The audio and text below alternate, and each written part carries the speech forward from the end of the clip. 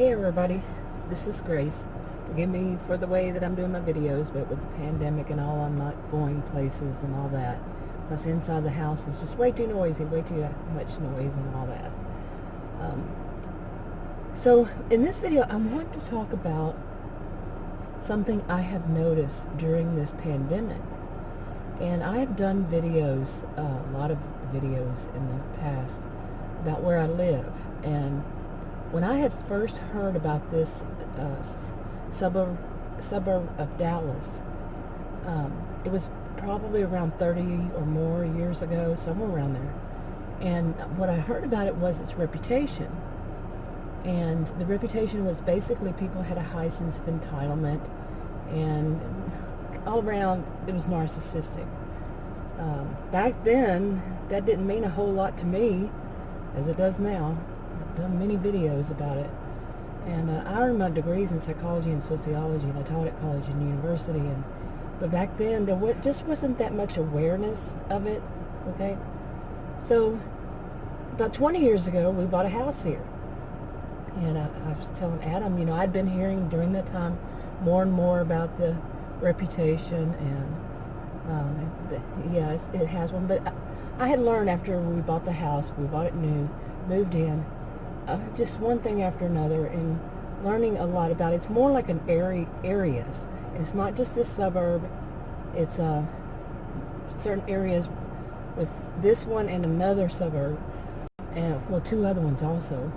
Just certain area, and or areas, and the people do have like a high sense of entitlement, and it goes beyond the thing of they own the road, because people will say, well, that's how they are here too. No, I'm saying, I'm aware of this. It sticks out. It's like you can cut it with a knife, and it had that reputation so many years ago. I didn't give it to the reputation, but I started calling it Narcissism-Ville for my videos, and I have lots of stories about it. And it was very stressful for me to do things here. I would actually, sometimes would drive outside, but not always. Outside of it, just 10 miles or so. World of difference. And I've lived in many places in this state and other states, and or gone to them. It's just so different. I cannot stress that enough.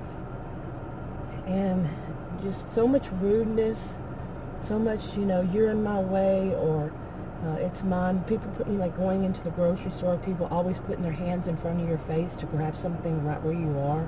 Or they'll actually even move your shopping cart so they can get, like if you're standing there, you just stop there to get something, they will move yours to get to something. And it's not just once, one time you go to the grocery store, that time it happens once. I counted 11 times one time. And I don't think I have Target on the back of my shirt and on my forehead. Okay, I'm a tall, strong-bodied woman. They don't know me. They haven't heard my voice. But, yeah, it's just, I've seen it happen to other people, too. So I know I'm not just the only one. And businesses, oh my goodness, some of them. But, of course, this isn't 100% across the board. It's not everywhere in those areas. But when you see it, you know it, okay? That kind of thing. And my stress level was getting really, really bad with it. I got to where sometime last year, I started doing things like trying out delivery services, okay, for ordering, I'm sorry, I have this thing on, you probably can't even hear me, but for ordering groceries, really starting with anything I could, starting last year, anything I could have delivered, and instead of actually going to shopping, deliver or pick up, something like that. I really don't like it all that much. It's okay, but yeah, and then the pandemic, started, and that's what we've been doing. I haven't been in a grocery store since probably sometime early March, and today is June 25th, 2020. So it's been a long while. and that I've been in any place, in any place. Yeah. I mean, it wasn't just stores. It was businesses, just any kind of business.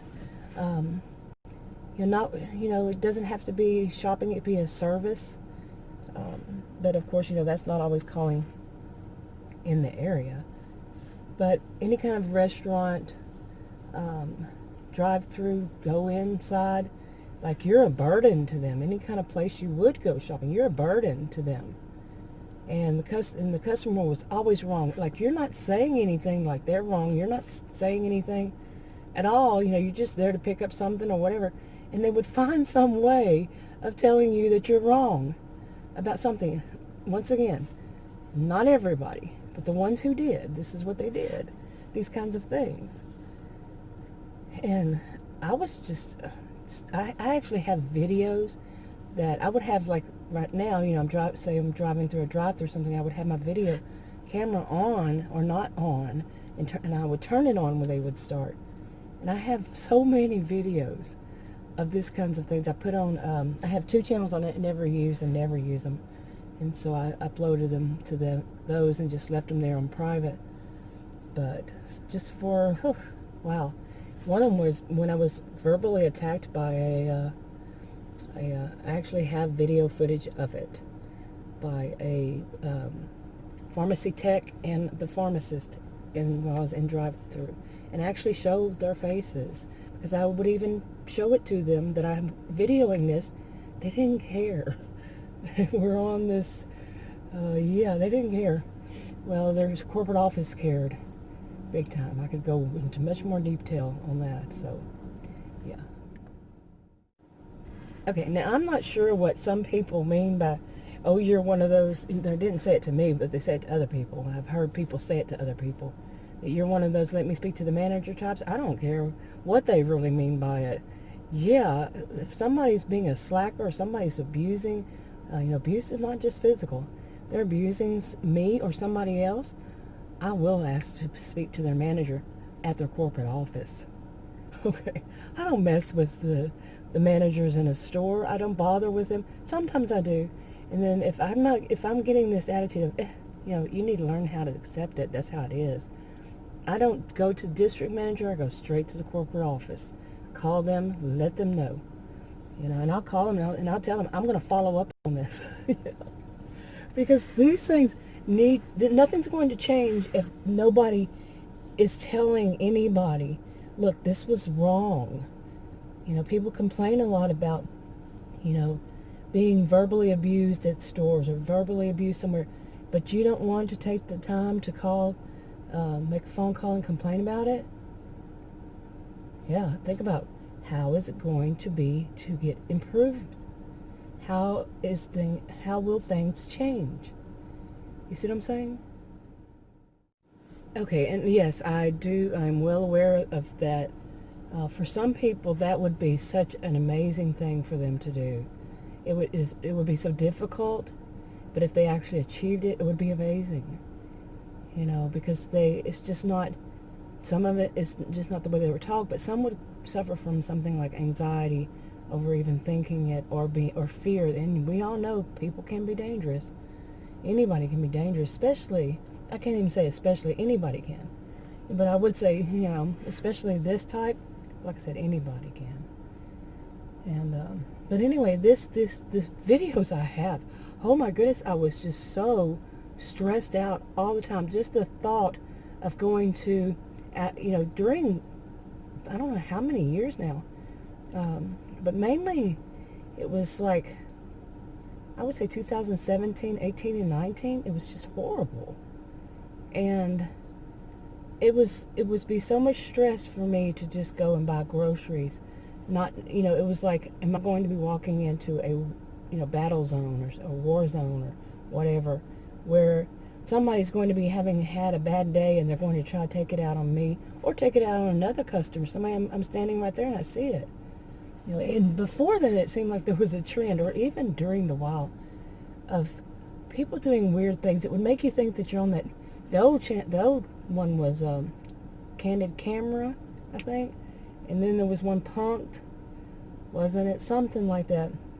You know, when you're in a store and people are doing really weird things to you or to somebody else, like this one woman, she was a little, I'm just going to say she was a little woman, younger than I, but she kept following me and doing, she wasn't like in her 20s, she was more like in her, say, maybe 30s or 40s, and she was by herself buying groceries, and she just would, like she was getting a kick out of it.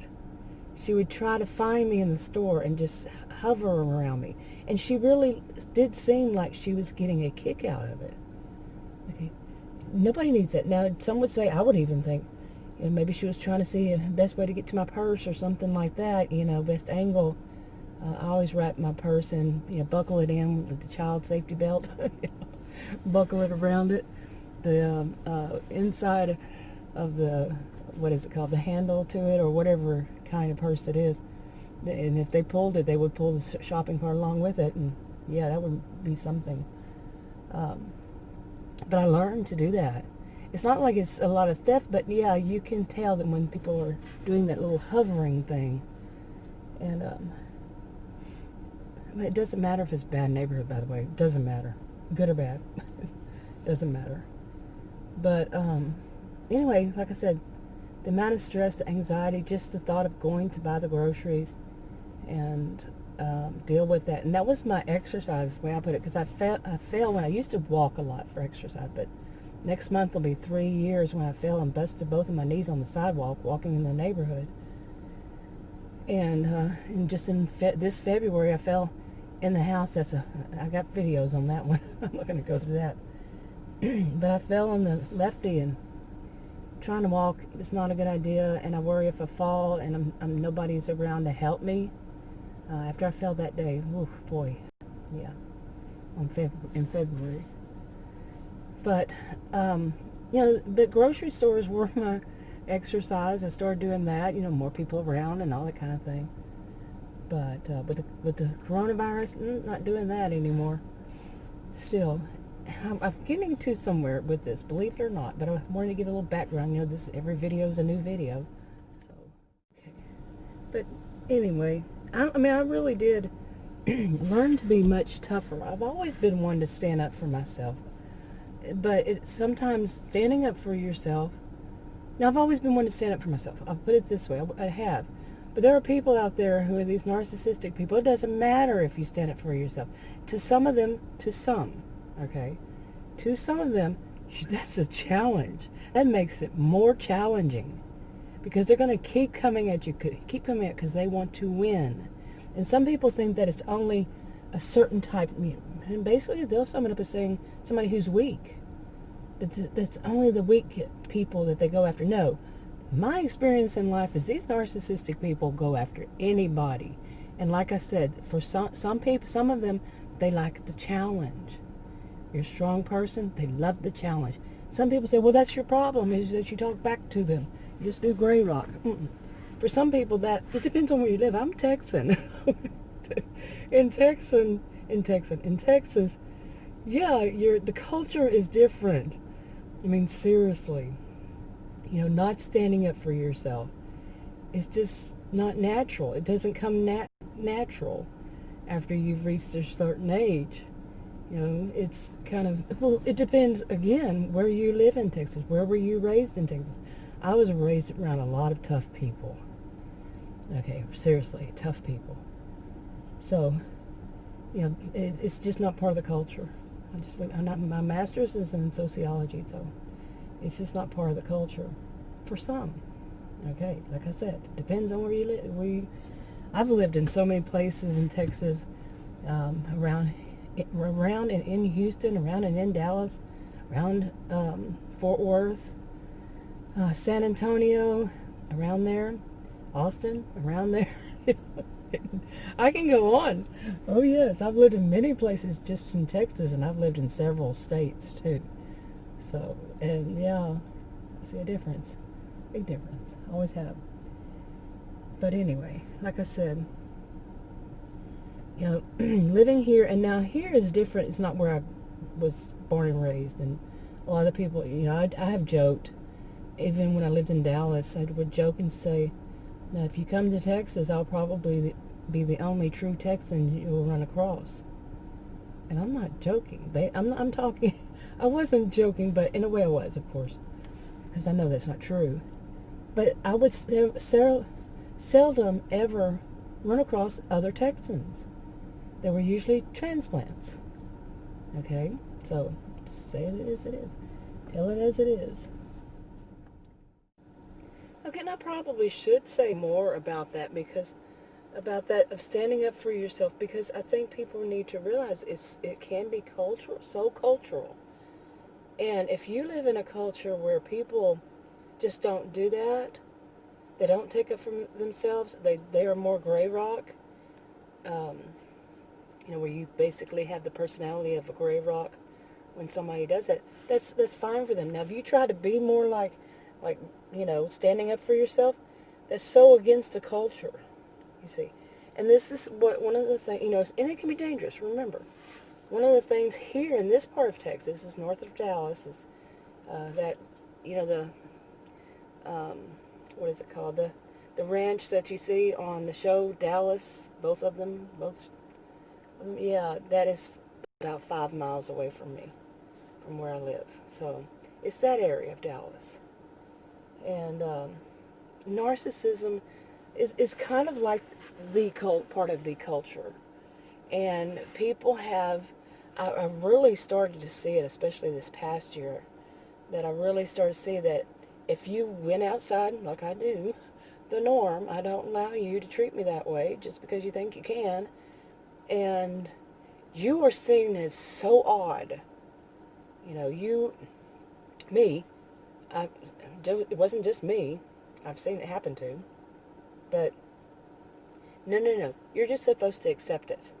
If that one is a bigger narc, I'm saying, you would be a narc. And I don't mean you when I say you, of course, in any of this. But anybody,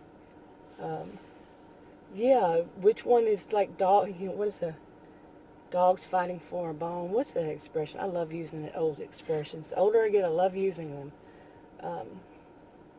But yeah, that's what it would be like. But instead, it's supposed to be like you'd bow down to them, and that ain't happening with me. It's just not. And like I said, depending on where you live and the culture of people you're around, or it could be the field of study, but where the ones you are around, who would say that? No, you don't say anything to them. That's feeding their fire. That's feeding their flame. And it is true for some. It's feeding their fire, feeding their flame. They get a kick out of, like I said, there's a challenge. But you also have to consider yourself. This is my view, and I could be wrong. But you have to consider what is, like me, my culture, my person, is I take up for myself. I grew up hearing my dad, who was narcissistic in my family, say, fight your own battles when you're in wars. I was a child. I needed a parent there to help me, to help guide me. And not just say that, really, seriously. But I did learn to toughen up really quick, and I fought my own battles, won my own wars. But like I'm saying, that is a part of who I am. And what am I going to change for each narcissistic person? No. I'm going to be who I am and the way I am. Some people, depending on their culture, where they live, how they were heard, how they were told, what they heard of what they were told, what they wanted to believe, what they wanted to hear, and I can go on with that. They would say that's wrong. I might say, well, like I just said, if you live in a culture where it's wrong, remember, these people can be dangerous, physically dangerous. And, there's more than physical. They can be dangerous. So, anyway. Okay. So to get back to this, where I live, Narcissism-Ville, and the places I went to, it became too taxing, too stressful for me. I wanted to go and because I used to do shopping videos, I wanted to go and just relax. Shopping videos was my relaxation, seriously. And that started 6 years ago on my original channel. And I wanted just to go and, chill out, and I'd go and I'd be faced with these narcissistic people. And it was like, take away my little bit of fun here, my little relaxation. And it wasn't just that, of course, it's just the nerve of people. And I did not want my life to be filled with, anytime I'm going out, I'm going to have to face some jerk that I'm going to have to, stand up for myself with every time. My world is not about you. Okay? That kind of thing. It just took the fun out of it. In other words, I can use that. Just took the fun out of it. So, I would actually, sometimes I traveled outside and it was just such a breeze, going to some store 10 miles or so away, not having, a restaurant, whatever, not having to deal with it. It was just like, wow, being treated like a human.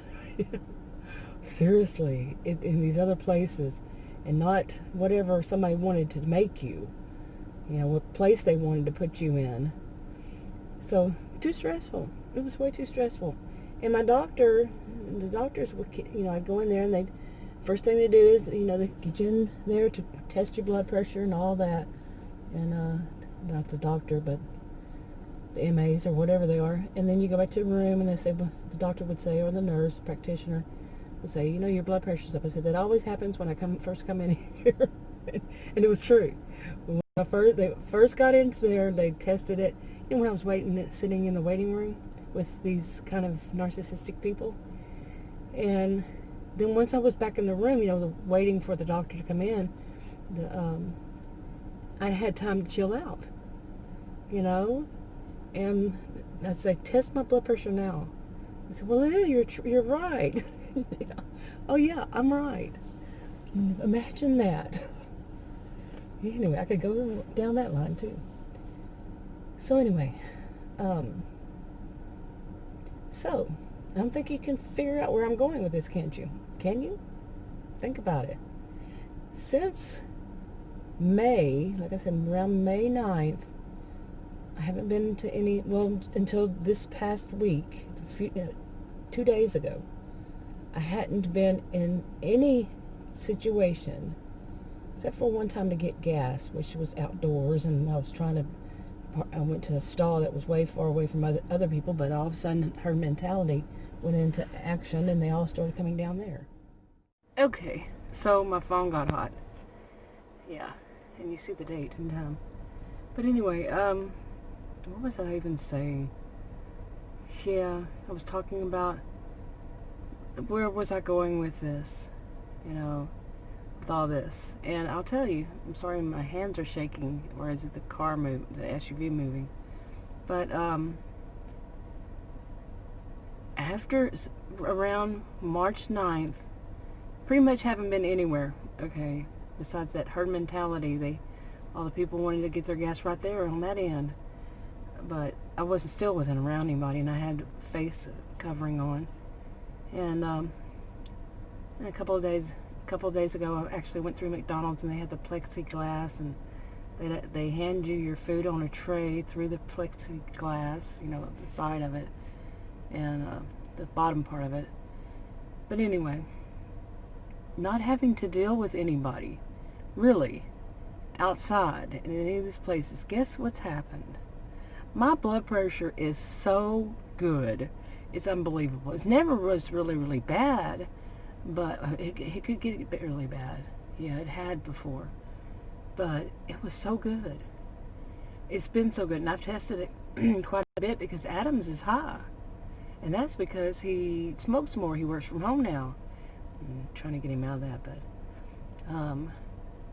but mine is good. It's because I'm not so stressed out. I'm not a healthcare professional, so I can't really say that with any, kind of voice of authority. Okay, I'll put this back up here now. Maybe it won't get hot again. But like I said, I'm not a healthcare professional, so I can't say that. But that's how I see it. And that's what I've heard over years. What's you stressed out about? Why is your blood pressure high? Well, and I was wrong about that. I haven't really had to deal with anybody. Somebody should have corrected me. I'm just seeing that neighbor, the neighbors I've mentioned, that they always find reason to go out their back where their garage is, and watch me. Creepy. And when we first bought this house, first moved in it, There's some stories I could tell. But yeah, they need to stop being so nosy. And that was one. And also there was that I just recently did a video, not on this channel. It depends on which channel I put this on. But a video about, I'll try to link it no matter what. At the end, you'll see pop-ups.